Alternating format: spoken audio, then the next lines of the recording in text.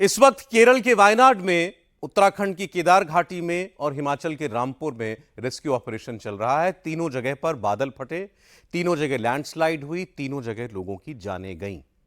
हिमाचल में एक रात में आधा गांव गायब हो गया। कितने लोग अभी पत्थरों में दबे हुए हैं, किसी को कुछ पता नहीं है।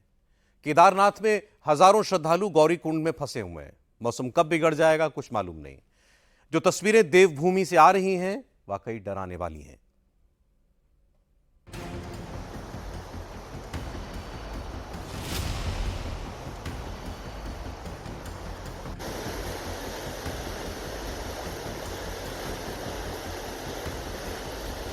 चारों सुरक्षित है। हर हर महादेव, जय भोलेनाथ जी की, जय हो मल को, हर हर महादेव। देख सकते हो टीम टनल के सामने पहुंच चुकी है और कार्य तुरंत शुरू किया जा रहा है। हर हर महादेव और चारों सुरक्षित है।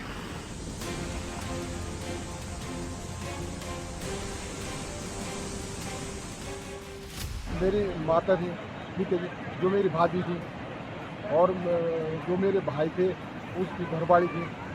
उसमें से 10 में से एक डेड बॉडी मिल चुकी है, बाकी अभी 9 डेड बॉडी जो मिलना बाकी है।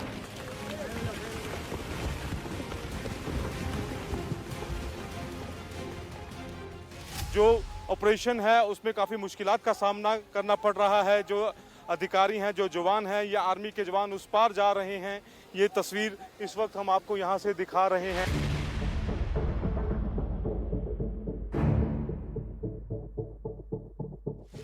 ये पानी के बहाव इतना ज़्यादा था कि खिलौने की भांति जो कार है वो यहाँ पर आकर रुक गई है और जहाँ तहाँ तबाही का मंजर जो है वो नज़र आ रहा है। ये अलमारी यहाँ पर मिली है जिसके अंदर कुछ कीमती सामान जो था वो मिला है। तो बयान नहीं कर सकते ऐसा मंजर किसी ने देखा होगा या सुना होगा कि ऐसा हुआ। आज तक इतनी कई सालों से 60 साल की उम्र हो गई मेरी, कभी ऐसा दृश्य नहीं देखा था।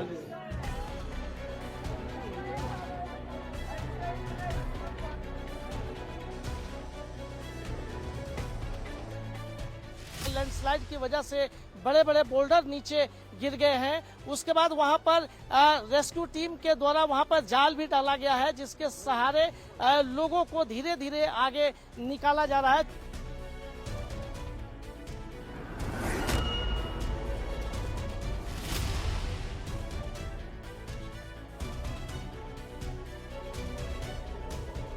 अंदाजा लगाना मुश्किल नहीं है कि कितने बड़े तादाद में बड़े बड़े बोल्डर गिरे होंगे कि ये दीवार को तोड़ते हुए पूरी सड़क जो कि है वो नदी में बह गई। जहां देखेंगे वहां तबाही, बर्बादी, मौत, विनाश ही नजर आएगा। कोई लोकेशन हिमाचल की है, कोई तस्वीर उत्तराखंड की है। किसी की मां लापता है, किसी की बेटियां नहीं मिली है। तबाही से पहले तस्वीर कुछ ऐसी थी, सैलाब के बाद सब कुछ बदल गया। जिसको पहले नजारा कहते थे वो अब मंजर में तब्दील हो गया। जहां जिंदगी चहकती थी वहां पर मौत वाला सन्नाटा है। ये हिमाचल प्रदेश का रामपुर है। स्लेज गांव में आई आपदा की एक और तस्वीर मैं आपको दिखा रहा हूं। ये सरकारी स्कूल है जिसका काफ़ी हिस्सा तो जो बह गया है, लेकिन अब ये मात्र 2 कमरों का ढांचा जो है वो बचा है। और आगे क्योंकि गाद काफ़ी ज़्यादा है लिहाजा आगे जाना थोड़ा मुश्किल है।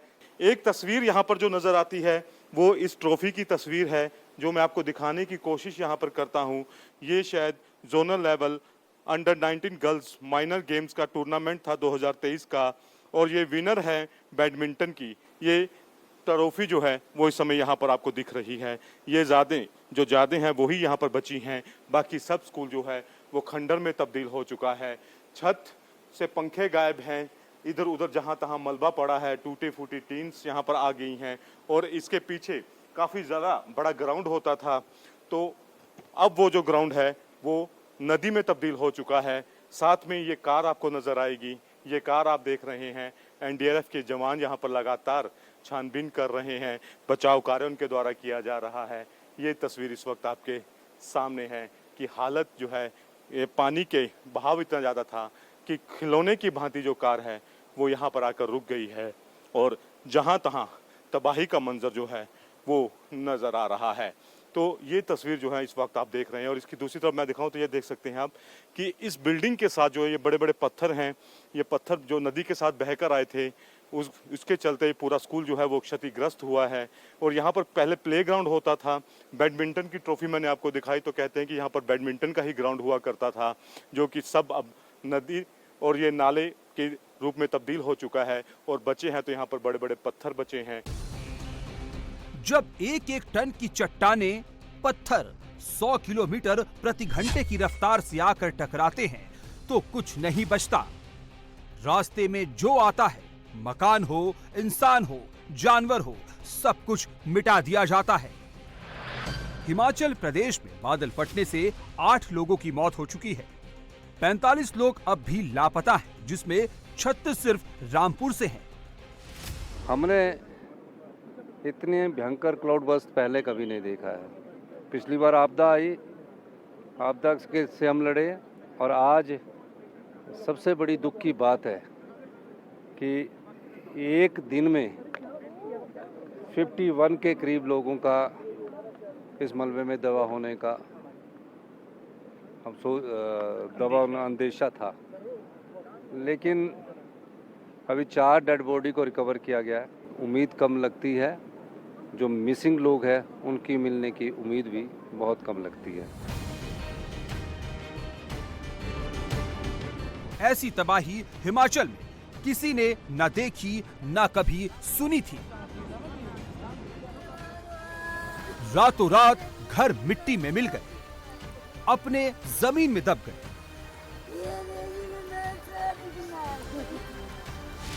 मैं आपको एक तस्वीर दिखाता हूँ।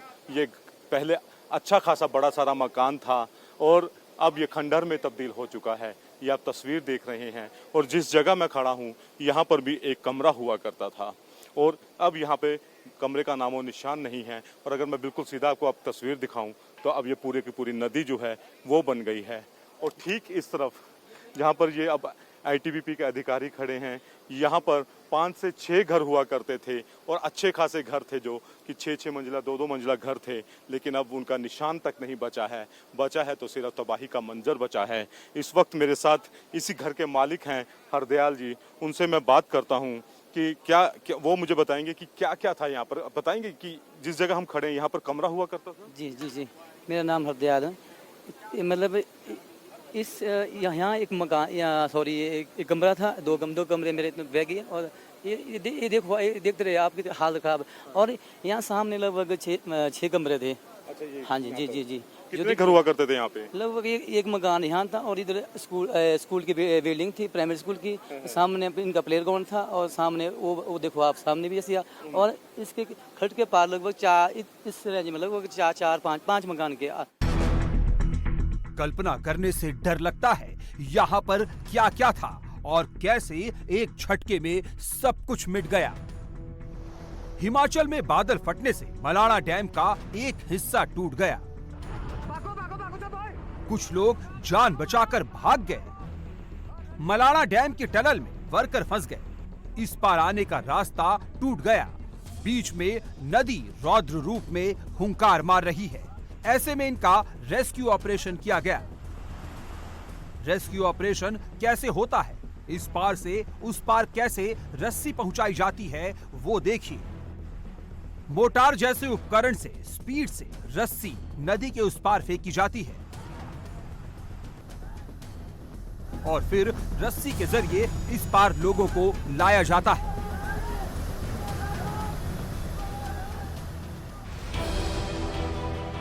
जिंदगी बचाने वाली रस्सी के इंतजार में केदारनाथ में लोग खड़े हैं। केदार घाटी में बादल फटा, तूफान आया, लैंडस्लाइड हुई, मंदिर जाने का रास्ता कट गया।